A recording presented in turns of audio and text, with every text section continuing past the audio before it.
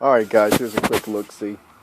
As you can see, I took some strips of steel I got yesterday, some some sheet, and I'm getting it clamped up to this here sucker around where the door closes to stabilize, to help cover up where, well, I already filled in those rivet holes and stuff, but I figured why not make it a little more heavy duty and make a nice little deal for that door to close right down into.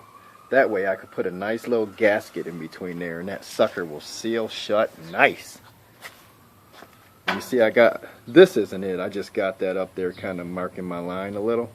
Anyway, I got a line marked out and I marked out a piece that I'm going to cut that will sit on there and slide all the way down to that line.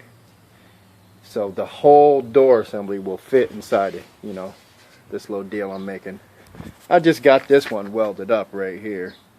You know, it's kind of, I need to freshen up a couple little welds, you know what I mean? And then grind it down. I'm going to have this kind of beveled. But it's going to look cool once I get that top plate in there. Get this door, finish bending this door into shape so it fits in there perfecto, huh? And then I'm going to do the same thing for this fire basket door here. There's going to be a nice little deal all the way around it, so I could put a gasket between, you know, put a gasket in here as well. It'd be cool. Like they say over there in Boston, I think it is. Cool beans, dude. Cool beans, man. Like totally, and there's my lucky blue cup.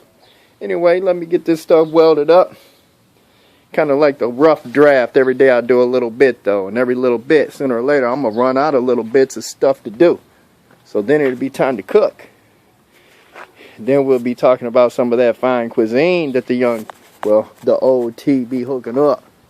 Young Ty, old Ty. I'm old Ty.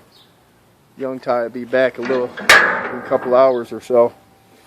I'm going to let him get in on some of this welding and stuff. He's mad because he doesn't think that he's done enough welding and stuff on this here project. He's doing pretty good for learning how to weld at 9. And I'm pretty proud of him. Oh yeah, I put these little dealies here too. So now I could pull these grates all the way out without them tipping forward because this stabilizes them, hold them in place. But I could still pull it all the way out, as you see. I would pull it out, but I got a lot of steel and stuff sitting on there, as you can see.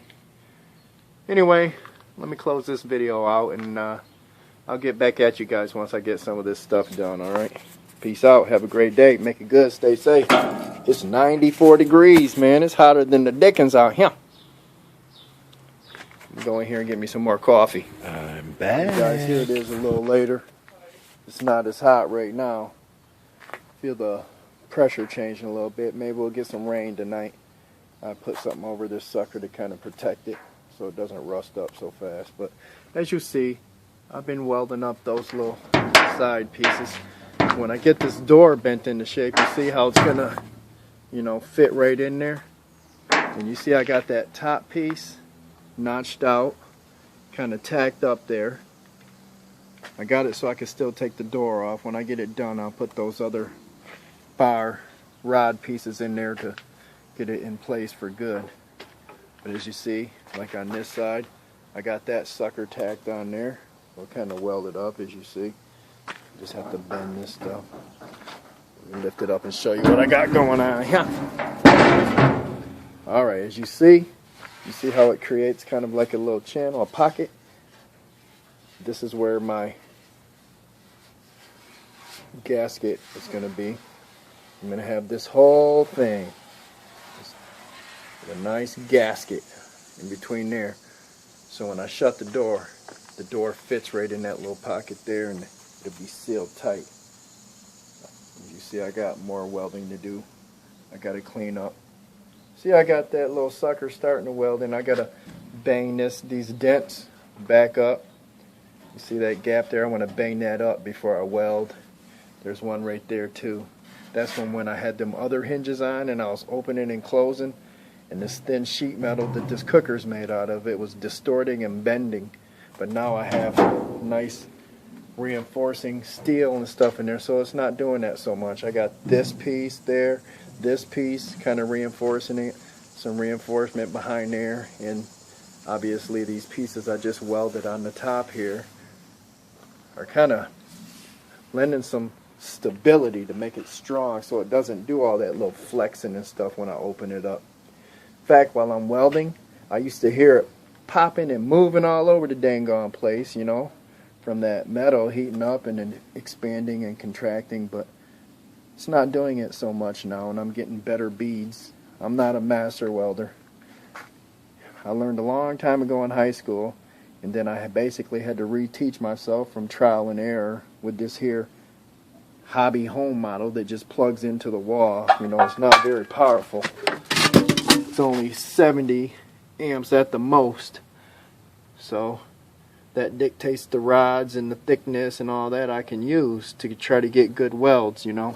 Try to use too thick of a rod with low amperage, man, they stick. Dunk, dunk, dunk, like a damn magnet. Heat up, burn up, you get ugly welds. Anyway, you know, it's all trial and error. I'm finding the best luck with this thickness metal I'm using. These 6013s work pretty good. I got some other ones that work pretty good though. But these 6013s, running some, you know, small little beads, bang off that slag, clean them up a little bit, and then run another bead into that, you know, you could get some thicker welds and stuff. It just takes a little more time and effort. But anyway, man, this is just a little cooker anyway. It's not like I'm building the space shuttle. I cleaned them up the best I could, grind them down, run some more beads if necessary, make it look pretty. You know, sand that stuff down with this flat disc here, real good. Get some primer and some paint on this baby, and we'll be cooking, baby. You know, this ain't hot metals class, man. I'm just trying to make a cooker so I can show you guys my cooking skills. But I figure, you know, instead of doing these ugly drum cookers and this, that, and the other, I'm going to make me a real cooker. Personal little project. My grandpa Bennett, he told me I should turn that old oil drum into a cooker. By golly, years later, I started putting together a plan, and that's what's coming to life right here. I still ain't came up with a name for this baby. But it's coming to life, guys. I'm glad you're coming along with me on this here journey. It's starting to get dark. I think I done did enough welding for the evening. I got some plans. I got to run some beads on the back half of this top dealie. I don't know if I'm going to do that tonight, though. I got this baby tacked up good enough right now. Tomorrow I'll break out that hammer, do some banging, get these dents banged out, start working on bending this dang dog door back into shape. Man, oh man. Anyway, tell me what you guys think, man. Ideas, suggestions, whatever. It's coming along smooth. Looky, looky. The cooker is coming alive. Shut this baby. Oh.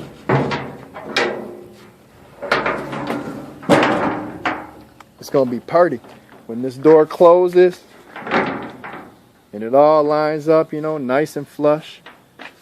And this will help stop the rain from going all in there. Because once this is welded down and these meet up flush, the water that comes off of this, you know, this will be a kind of a lip, so it will shed off, shed down instead of shedding right into the cooker.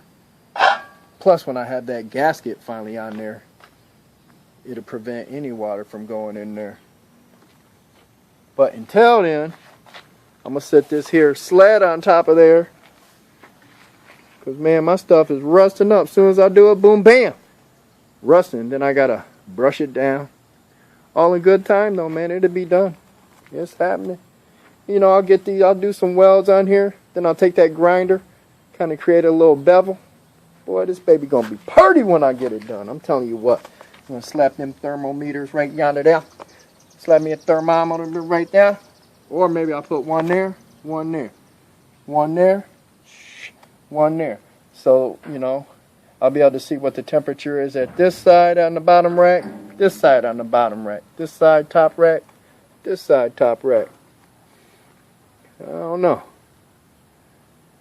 anyway, I guess I'm going to sign out. You guys might be getting bored. You know me, I'll be back with another installment ASAP. As long as the weather permitting. I ain't bull what? You know what I was going to say.